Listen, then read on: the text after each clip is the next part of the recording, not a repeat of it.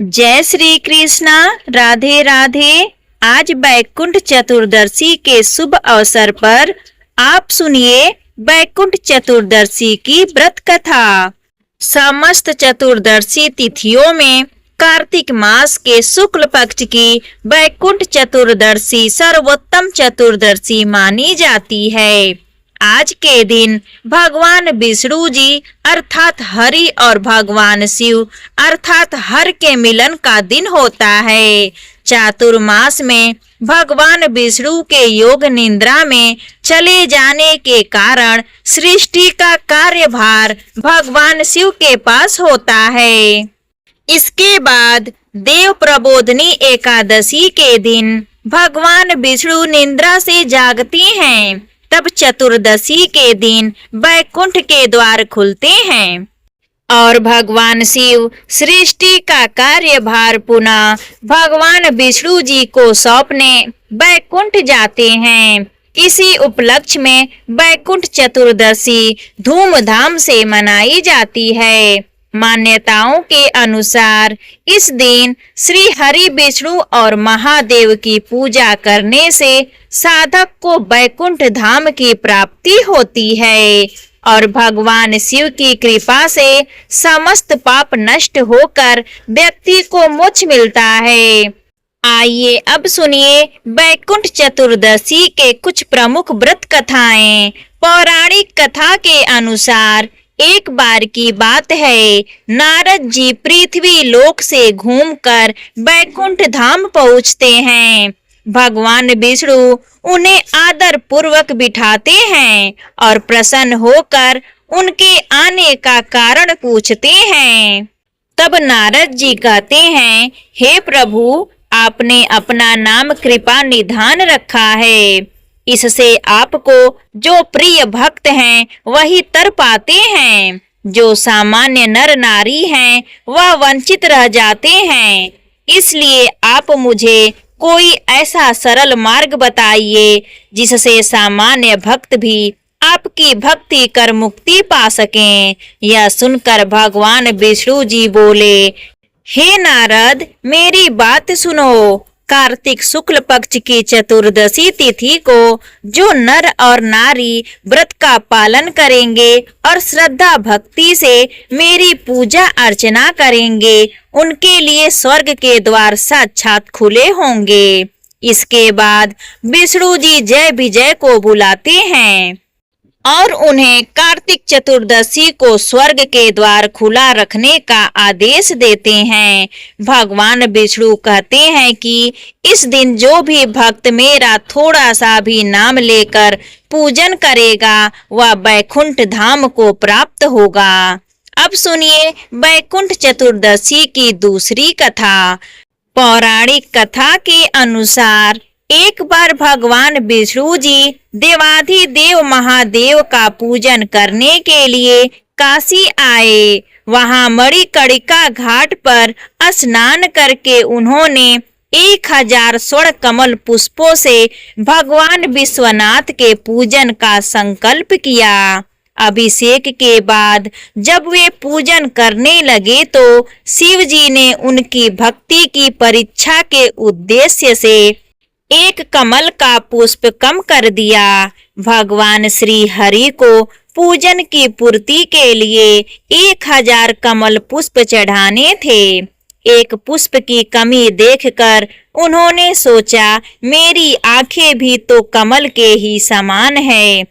मुझे कमल नयन और पुंडरीकाक्ष कहा जाता है। यह विचार कर भगवान विष्णु अपनी कमल समान आंख चढ़ाने को प्रस्तुत हुए। विष्णु जी की इस अगाध भक्ति से प्रसन्न होकर देवाधिदेव महादेव प्रकट होकर बोले, हे विष्णु, तुम्हारे समान संसार में दूसरा कोई मेरा भक्त नहीं है। आज की यह कार्तिक शुक्ल चतुर्दशी अब बैकुंठ चतुर्दशी कहलाएगी और इस दिन व्रत पूर्वक जो पहले आपका पूजन करेगा उसे बैकुंठ लोक की प्राप्ति होगी।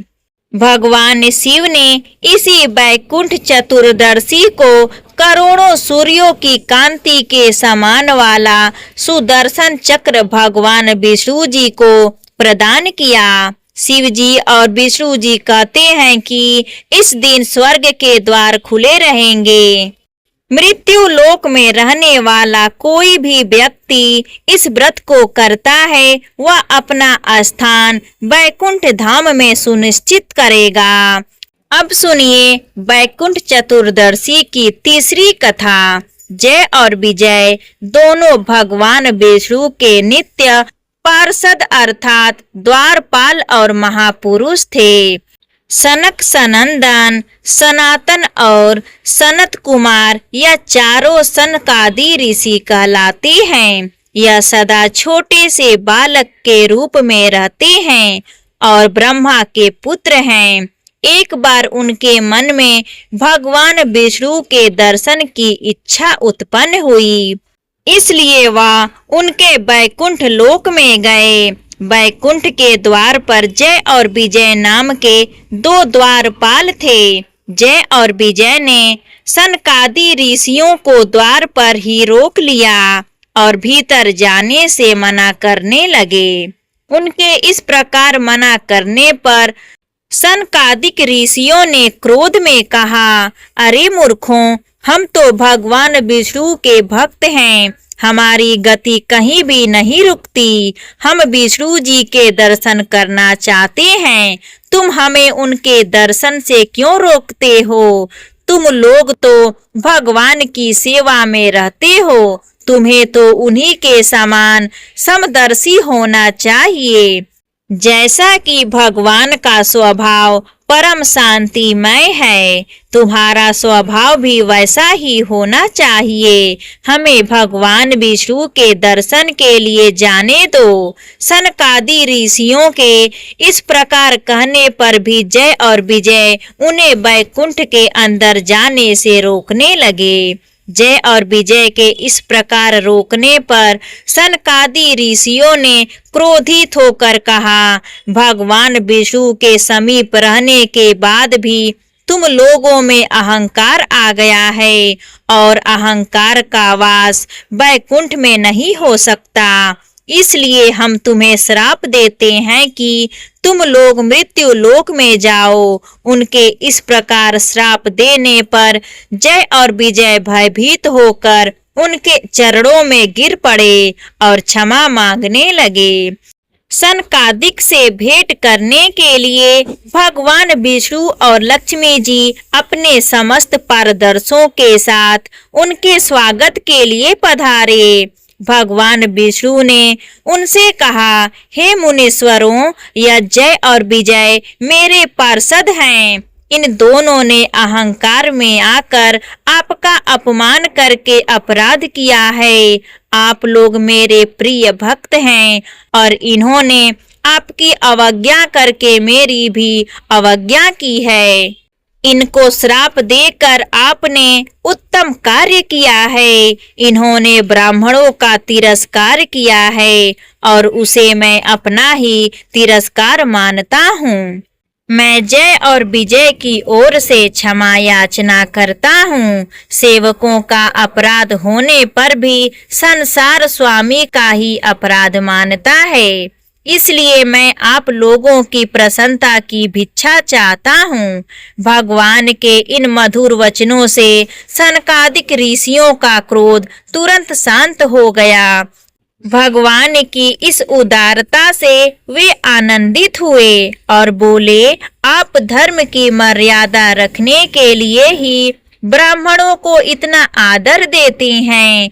हे नाथ, हमने इन निपराध पारदर्शों को क्रोध के वश में होकर श्राप दे दिया है, इसके लिए हम क्षमा चाहते हैं। आप उचित समझे तो इन द्वारपालों को क्षमा करके हमारे श्राप से मुक्त कर सकते हैं। तब भगवान विष्णु ने कहा, हे मुनिगणों, मैं सर्वशक्तिमान होने के बाद भी ब्राह्मणों के वचन को असत्य नहीं करना चाहता, क्योंकि इससे धर्म का उल्लंघन होता है। आपने जो श्राप दिया है वह मेरी ही प्रेरणा से हुआ है। तब सनकादिक ने कहा कि जय और विजय को 3 जन्म लेने होंगे, तब यह श्राप से मुक्त हो जाएंगे। यहाँ पर ध्यान देने की बात है कि जो भक्त भगवान को पा लेता है उसे महापुरुष कहते हैं। उस पर माया, काम, क्रोध, लोभ आदि कभी भी फिर हावी नहीं हो सकते। इसलिए सनक सनंदन, सनातन और सनत कुमार व जय और विजय यह महापुरुष हैं, क्योंकि भगवान के लोक में केवल महापुरुष ही रहते हैं। इसलिए जय और विजय को अहंकार नहीं हुआ था और सनकादिक को भी क्रोध नहीं हुआ था। वह लीला कर रहे थे। इस बात को बाद में विष्णु जी ने भी कहा है कि जो कुछ हुआ वह मेरी ही प्रेरणा से हुआ। जय और विजय अपने पहले जन्म में हिरण्याकश्यपु और हिरण्याक्ष के रूप में जन्मे। भगवान विष्णु ने वराह अवतार लेकर हिरण्याक्ष का वध और नरसिंह अवतार से हिरण्याकश्यपु का वध किया। दूसरे जन्म में दोनों रावण और कुंभकर्ण के रूप में जन्मे और राम अवतार के हाथों मारे गए। तीसरे जन्म में वे दोनों शिशुपाल और दंत वक्र के रूप में जन्मे और श्री कृष्ण अवतार के हाथों मारे गए और अंत में उन्हें श्राप से मुक्ति मिल गई। तो यह थी बैकुंठ चतुर्दशी की व्रत कथा। अगर आपको यह कथा अच्छी लगी हो तो प्लीज हमारे चैनल को सब्सक्राइब करें, वीडियो को लाइक करें, अपने दोस्तों के साथ परिवारों में ज़्यादा से ज़्यादा इस वीडियो को शेयर करें। धन्यवाद।